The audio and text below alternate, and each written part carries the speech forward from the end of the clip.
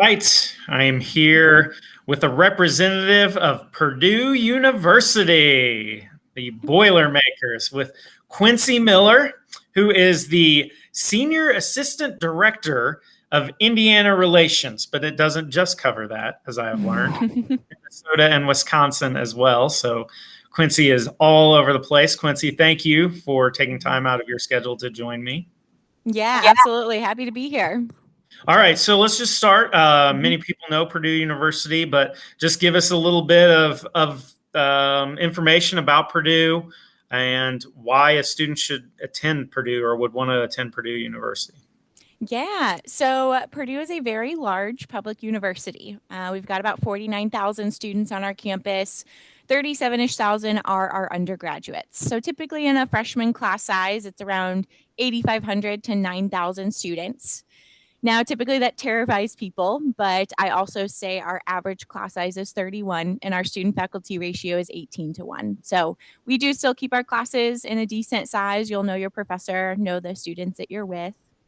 Now, of that population, we have students coming from all 50 states and nearly 130 countries. So you could sit next to someone from the same state as you and someone across the globe, which is a very exciting component to being a large institution. Now, we're located in West Lafayette, Indiana. So it is about 2 hours from Franklin. So it is, I would say, a perfect distance if students want some independence from their parents, but not just super far to where if they want to go home for a weekend, bring their laundry for their parents to do and get a nice home cooked meal. It's a drive for a weekend trip.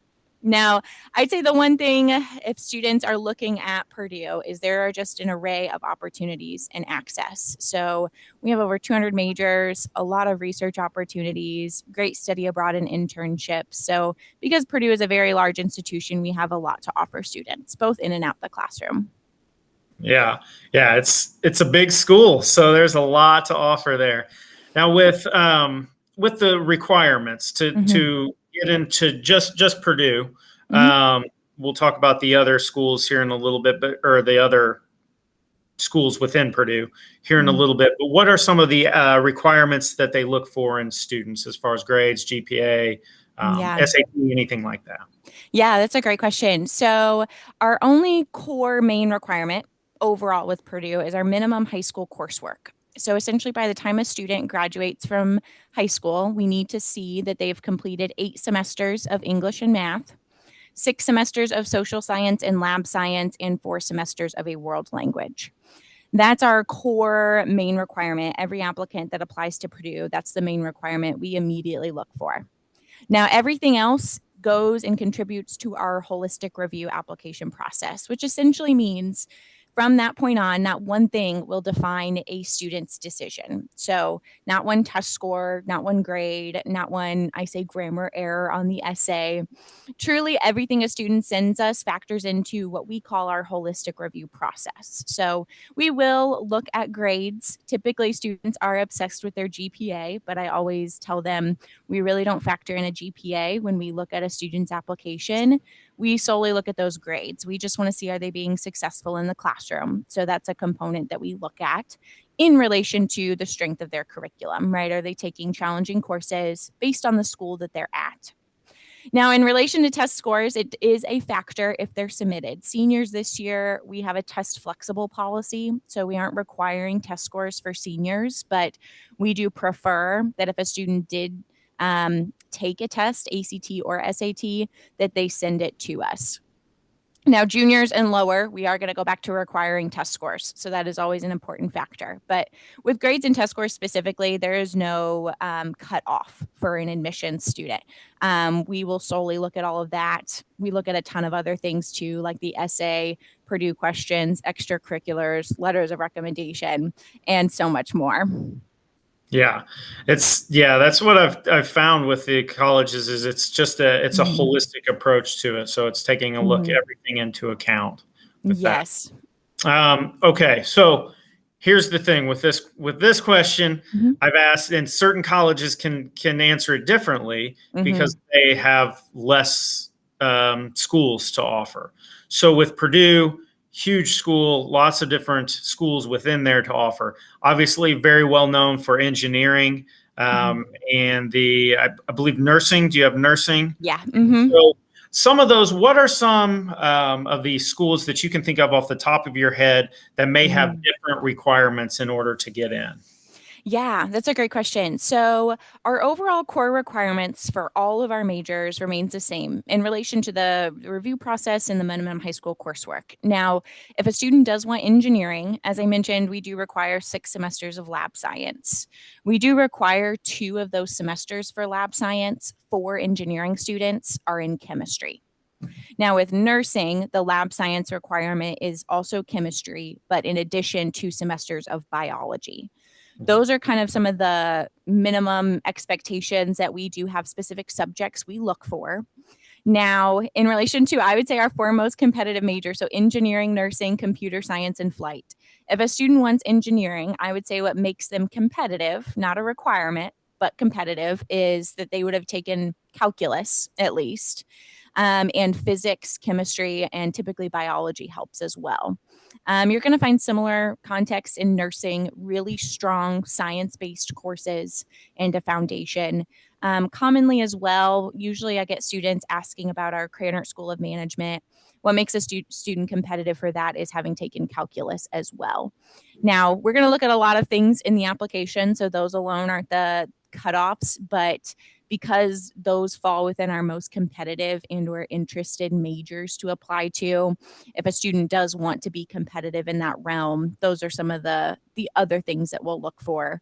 We typically get some questions around like if an engineering student is applying to us and they say, I wasn't in robotics, is that going to look bad on my application? There's no specific like extracurriculars that we will seek or look for. So any opportunities that a student takes in high school, with that, we're really going to look for passion. So leadership, you'll hear often that schools look at. Now, Purdue specifically, we don't define leadership as only being the captain of a sports team or the president of a club.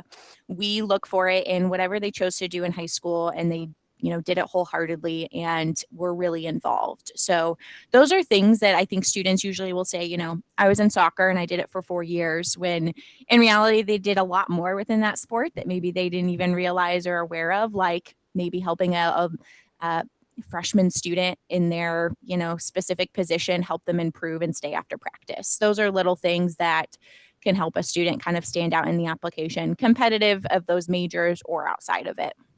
Yeah. Now, once again, to kind of, I guess, to make sure that everyone is aware, that's to get in from a senior in high school to a freshman in college. So let's say a student doesn't get in as a freshman, they can still attend Purdue and then potentially get into the engineering department, nursing, computer science, aviation, any of your other schools after they are admitted, right? Potentially, depends on the major. Some of our programs are closed if there is a beginner that tries to change into it. Same with the transfer application process. So if they start at a community college and try to change into it, it always depends on the year and it always depends on the major. Usually those 4 most competitive: engineering, nursing, computer science, and flight. If a student doesn't start in it initially, and they list a different type of major, whether that be our undecided program, exploratory studies, or something entirely different, they would need to meet what are called change major requirements. Usually it's a minimum GPA and additional courses. Engineering, it's a whole curriculum. I think there's like 4 or 5 required courses that you need to take before even applying for it. From that point, if it's open and you meet those minimum expectations, it is all based on space availability, which every year, all of those competitive ones always have limited space in them. So I always am transparent with students in saying it is never a guarantee that you will be able to change into it later on. But that I always say, depending on what the major is, to call our office. If a student doesn't get admitted right away into their desired major, we are happy to talk to them further on the process based on that specific major.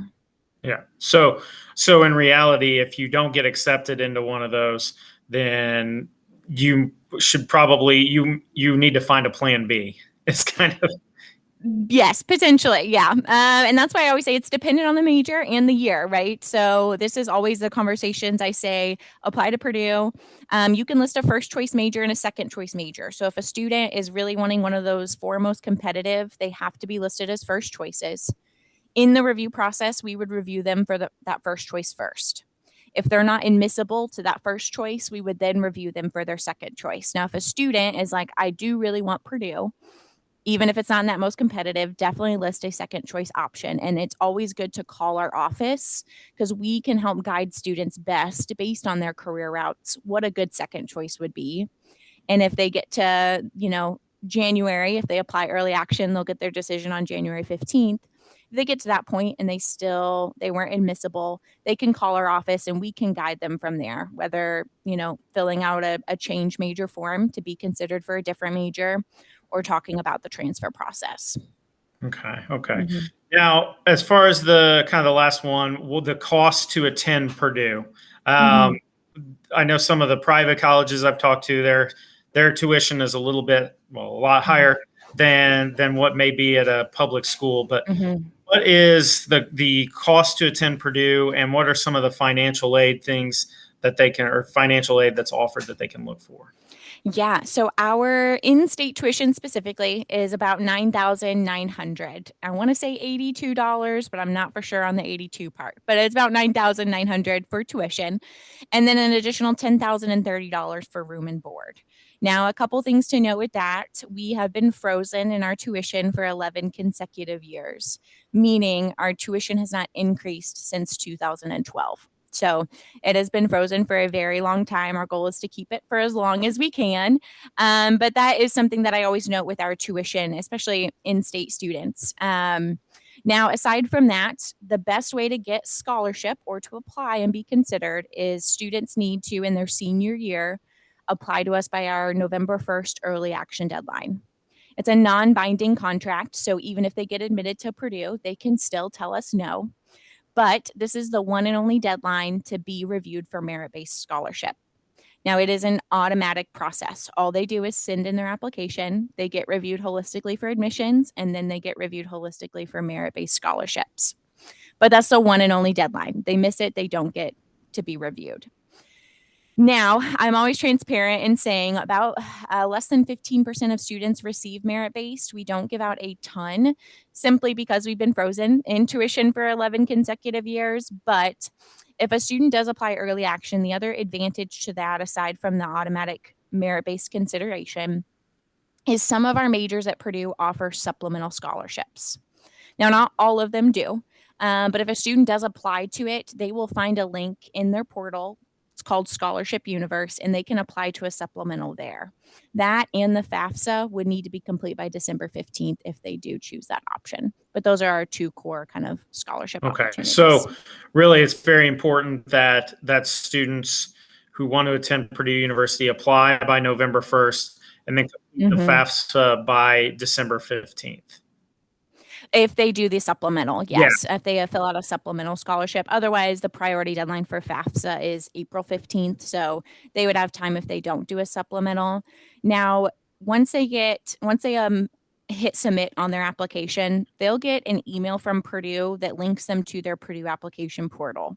Now, this is a really important place. Students can verify whether their application's complete or not.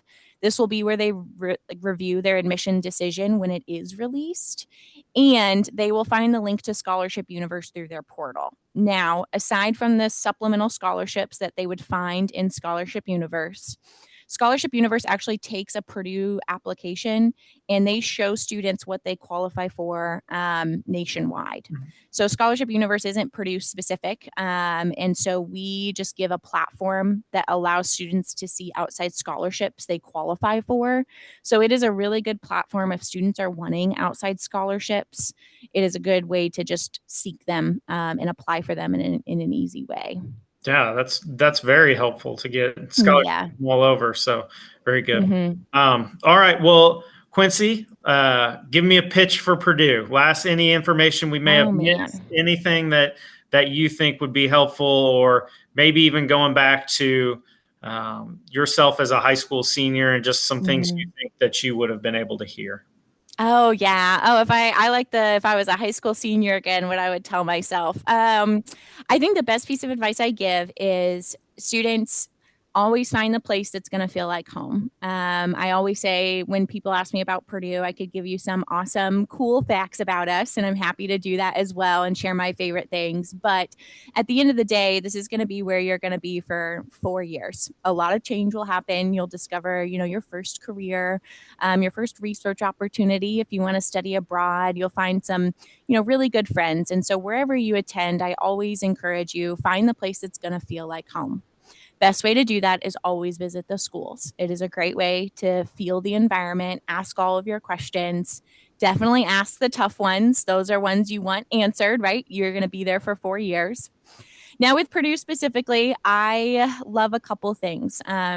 One, we have a lot of opportunities for students, I did mention earlier, but my favorite thing is we have over 1,000 student organizations. So anything you really want to do, it's likely going to be at Purdue. That ranges from club and intramural sports to community service events like Timmy Global Health and Dance Marathon to very random fun ones like Pet a Puppy Club, which is a very fun club on our campus. So I love that about our environment at Purdue.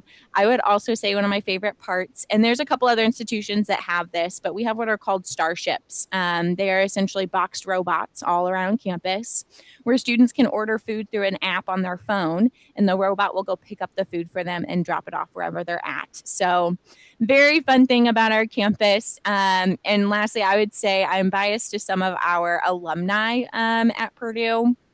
We got some really cool ones. Orville Radenbacher, the popcorn guy, if you ever go get microwavable popcorn, was a Purdue graduate. We're known for graduating 27 astronauts, including Neil Armstrong, the first man on the moon. We've graduated 3 World Food Prize laureate winners, which are essentially the equivalent of a Nobel Peace Prize, but for food and agriculture specifically. And lastly, my favorite is the creator of the chicken nugget was a Purdue graduate. So I think those are some fun things as you're considering a school. Purdue does have priority in food, which is one of the best things you want to look for when you go to a college. You don't want to hate the food for 4 years. That would be a rough time. Yeah, absolutely. Well, and Purdue has my favorite graduate, Elaine McGuire, which is my mom. So that is Aw, the highest graduate in my book. So it's yes, okay for me. that's Well, awesome. once again, thank you so much for joining me and doing this. Quincy Miller, Senior Assistant Director of Indiana Relations at Purdue University. Boiler up. Thank you.